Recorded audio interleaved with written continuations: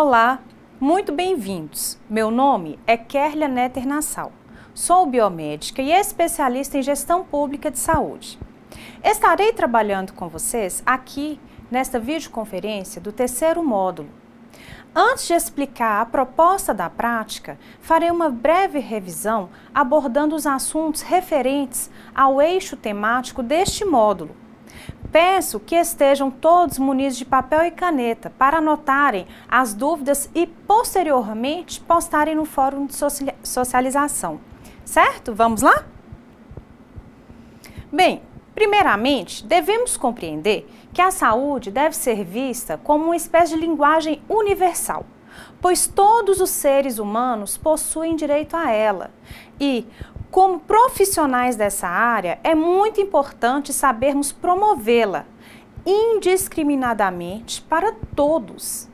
O diálogo é primordial nessa promoção e devemos sempre praticá-lo, mesmo que alguns sejam portadores de necessidades especiais e que tenhamos que desenvolver meios que tornem possível o entendimento.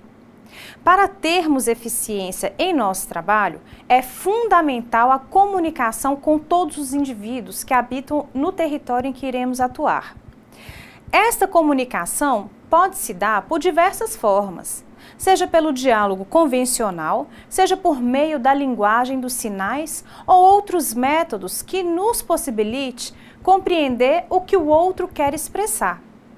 Cabe a nós desenvolvermos meios de estabelecer este portal de comunicação, pois exercemos o papel de interlocutores entre os serviços de saúde e com cada cidadão que reside no território que atuamos. Essa prática do diálogo diversificado é muito importante para que possamos estipular um canal aberto e eficiente em nosso trabalho e, principalmente, de forma equânime. Dentre os meios de linguagem, destacamos a linguagem por libras, também conhecida por linguagem de sinais. No caso da utilização deste método, o indivíduo precisa estabelecer um contato visual com o seu interlocutor. Mesmo que este ainda não o domine, a expressão corporal, sendo aplicada com gestos lentos e expressivos, sem exageros, gente, também se torna um diálogo eficiente para aqueles que não dispõem de condições necessárias para comunicar-se oralmente. Além do diálogo com os usuários dos serviços que prestamos, também devemos mantê-lo com a equipe em que atuamos. Desta forma, estabelecemos um trabalho eficiente e eficaz. Devemos sempre primar pela excelência do trabalho em grupo, pois todos que atuam nele exercem um papel fundamental. Para estabelecermos essa linguagem universal e equânime, o trabalho na equipe deve ser afinado tal qual uma orquestra, onde cada um executa um instrumento, mas todos tocados harmoniosamente e coletivamente. Ainda que ao exercer o trabalho como agente comunitário seja algo em que o profissional faça só, as medidas necessárias e as informações serão compartilhadas e executadas por todos, onde cada um desempenha o seu papel em prol do bem-estar da comunidade. O conceito de grupo deve ser sempre levado em conta no quesito saúde, pois o bem-estar individual impacta diretamente na coletividade. Os hábitos e princípios culturais surgem desde os primeiros contatos do ser humano, ainda dentro do grupo familiar, se estendendo a toda a sociedade em que este indivíduo está inserido. Logo, estes princípios adquiridos ainda na infância serão determinantes no âmbito coletivo em que o cidadão está. Sabemos hoje, através dos muitos estudos, que muitos males que acometem a sociedade estão diretamente ligados aos hábitos que esta possui e aos cuidados que deixa de ter. Ao analisarmos o perfil de uma sociedade, temos condições de detectar as fragilidades e potencialidades que ela apresenta. Sabemos que em sociedades mais carentes, por exemplo, há um expressivo índice de indivíduos com a saúde mental abalada decorrente do meio e das condições em que vive. Os fatores externos, como condições de moradias precárias, o desemprego, analfabetismo, ausência de saneamento básico, falta de acesso a uma boa alimentação, todos esses fatores atuam diretamente na saúde individual e coletiva. São esses indicadores que demonstrarão as condições em que vivem os indivíduos. Como sabem, há um sistema chamado SIAB, Sistema de Informação da Atenção Básica. Neste sistema são lançados todos os dados relevantes ao trabalho na comunidade. Desta forma, a análise dos indicadores poderá ser feita traçando um perfil socioeconômico e epidemiológico, que para nós profissionais de saúde se torna grande ferramenta para sermos mais efetivos em nossas ações. Ao traçarmos um mapeamento do território que atuamos, teremos condições de traçar também um mapeamento sociopolítico e ambiental, os quais apontarão as condições reais da comunidade. Teremos condições de analisar todos os riscos iminentes e que necessitam de ações não só por parte da equipe de saúde, mas também por parte de todos os serviços prestados e que promovem qualidade de vida. Por isso, gosto de ser enfática quanto à importância de vocês conhecerem bem cada situação, cada indivíduo, conhecer as famílias que moram na microárea em que atuarão ou já atuam. Pessoal, os problemas psicossociais, assim como indicadores que falei, interferem e muito na vida individual e coletiva. Agem como se fosse um efeito dominó. Para entenderem melhor essa relação com a saúde, é mais ou menos assim. O senhor José, de 45 anos, vive numa comunidade bastante pobre. Ele é casado, pai de 5 filhos. Ele perde o emprego. Era o único que possuía renda fixa em casa. Sua esposa faz alguns bicos e o que ganha não dá para sustentar a família. Vendo e passando por toda aquela dificuldade, ele começa a beber. Uma hora pendura no boteco, outra hora faz alguns bicos para pagar a bebida e algumas vezes ele acha alguém até que lhe dê. Logo se torna um alcoólatra. A sua mulher entra em depressão, pois se sente impotente e incapaz de reverter essa situação. Os filhos ficam largados e adquirem doenças parasitárias por falta de cuidados dos pais. Num futuro próximo, o senhor José desenvolverá um diabetes por causa da quantidade de bebida. Sua esposa se tornará hipertensa devido ao desgosto, da depressão, e seus filhos terão seu desenvolvimento físico comprometido. Vocês conseguem perceber a interligação de todos os indicadores na saúde individual e coletiva? A Organização Mundial de Saúde, a OMS, nos define o conceito de saúde, onde ser saudável não é só a ausência de doença, mas é um estado completo de bem-estar físico, mental, social e espiritual. Ter saúde é ter uma vida digna, ter acesso aos serviços, é ter condições de ter uma boa alimentação, é ter uma moradia digna e decente. Ter saúde é sentir-se em paz. E nós que escolhemos trabalhar nesta área, temos a missão de minimizarmos os fatores externos e cuidarmos dos fatores internos desses indivíduos. Não falo de mudarmos o mundo, não, gente. Mas os convido a darem o melhor de si no pequeno núcleo em que irão atuar. Ainda que essas dificuldades os esmoreçam, quando o desânimo bater, lembrem-se da história do senhor José, que apesar de ter sido criada por mim, é bastante parecida com a realidade de várias pessoas. inclusive de pessoas que estão muito próximas a nós. Além de todas essas situações que levam aos agravos, que podemos considerar como crônicos, há também as situações agudas, onde nos depararemos com problemas iminentes, problemas de urgência e emergência, onde o tempo pode ser determinante ao prognóstico ou até mesmo determinante na relação vida e morte do paciente. Podemos considerar uma urgência as situações graves em que deve ocorrer o atendimento médico, mas sem o risco da pessoa morrer. Já as emergências, o atendimento também deve ser imediato. Entretanto, há o risco iminente de morte. Vocês, como agentes de saúde, poderão exercer papel importantíssimo nesse momento. Deverão ser ágeis, acionando serviços especializados que dispuserem no município de vocês, para encaminharem o indivíduo mais rápido até o atendimento médico necessário. Em situações assim, é muito importante que seja mantida a calma, que façam uma avaliação do ocorrido e do local em que ocorreu. Peçam informações para aqueles que presenciaram ou estavam com a vítima, caso ela esteja inconsciente.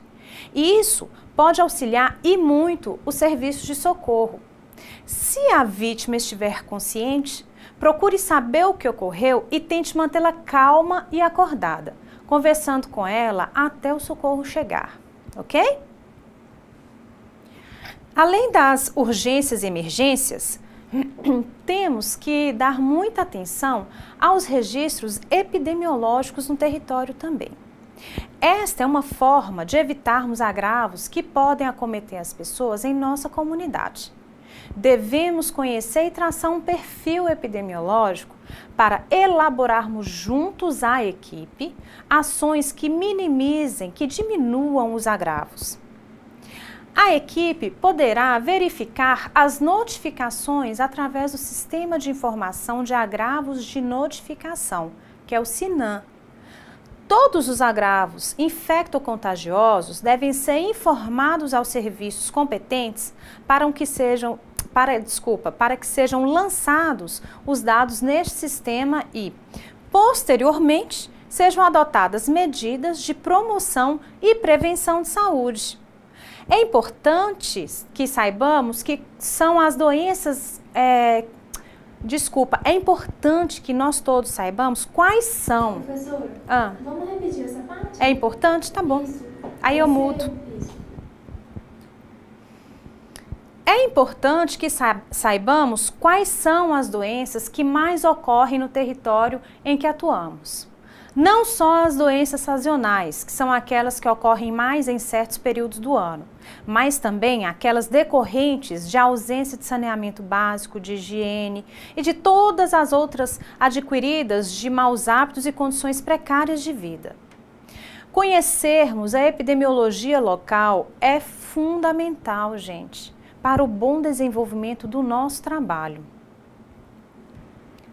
Através do SUS, Sistema Único de Saúde, o Sistema Nacional de Vigilância Epidemiológica é agregado e definido pela Lei 8.080 de 1990 como, abre aspas, um conjunto de ações que proporciona o conhecimento, a detecção ou prevenção de qualquer mudança nos fatores determinantes e condicionantes de saúde individual ou coletiva, com a finalidade de recomendar e adotar as medidas de prevenção e controle das doenças ou agravos. Fecha aspas. Brasil 2005.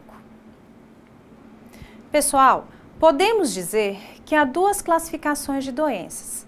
As de agravo não transmissíveis, que são aquelas que acometem o indivíduo sem serem transmitidas, e aquelas transmissíveis, ou seja, são as contagiosas e que passam de pessoa para pessoa. Em ambos os casos, a equipe de saúde deve trabalhar com prevenção e promoção, ou seja, através de medidas educativas, traçar de acordo com o perfil de saúde da comunidade. Aí, vocês podem estar se perguntando, mas como que é isso? Funciona assim. Nos casos de agravos não transmissíveis, como por exemplo o diabetes e a hipertensão, podemos evitá-los, ou seja, preveni-los, como a prática de atividade física, a reeducação alimentar. Esta prática também é utilizada no tratamento dessas doenças, tá? No caso de doenças transmissíveis, há algumas medidas que podemos utilizar como forma de prevenção, como por exemplo, orientar a população que evite lugares fechados e com muitas pessoas, que adote o hábito de sempre lavar as mãos, principalmente antes das refeições. E, se já estiverem doentes, devemos orientar que este paciente procure sair de casa o mínimo, evitando assim não só que outras pessoas sejam contaminadas, mas também garantindo que faça o repouso necessário para o restabelecimento da saúde, certo? Bem, antes de explicar a nossa atividade prática, quero que saiba como será a distribuição da nossa carga horária, que totaliza 90 horas aula, as quais serão divididas da seguinte forma: 5 horas para vocês assistirem a esta videoconferência, 15 horas para analisarem os dados coletados, 20 horas para planejarem como executarão a prática, 20 horas para definirem e organizarem os meios que utilizarão para execução, 20 horas para elaborarem um pequeno projeto, nada complicado, tudo muito simples, descrevendo a ação a ser realizada, respondendo os seguintes questionamentos: o que farão, por que farão, como farão e onde farão. 5 horas para participarem do fórum de socialização e 5 horas para participarem do fórum Tira Dúvidas. Assim, poderemos esclarecer e auxiliá-los no que for preciso, certo? Como falei anteriormente, não precisam ficar apreensivos. Como coloquei no planejamento, o que espero é que seja feita da seguinte forma: sobre a análise, vocês irão reunir a equipe para analisar a síntese que fizeram no módulo anterior e definir, dentro do que mais chamou a atenção, uma ação a ser posta em prática. Por exemplo, foi observado que há um grande número de hipertensos e diabéticos no território que vocês pesquisaram. E os alunos, a equipe, definiu que que fará uma atividade com exercício físico e convidarão a comunidade com foco neste grupo de pessoas. Sobre o planejamento, cada equipe deverá fazer um planejamento para realizar a prática de forma organizada e com tempo hábil. Os membros deverão pontuar entre si quais as providências a serem tomadas e distribuir as funções de cada um na equipe. Sobre a execução, a equipe deverá definir e organizar os meios para executar o que foi planejado. Após distribuir cada função, cada um deverá trazer para o grupo quais os meios que utilizará para tornar viável a prática.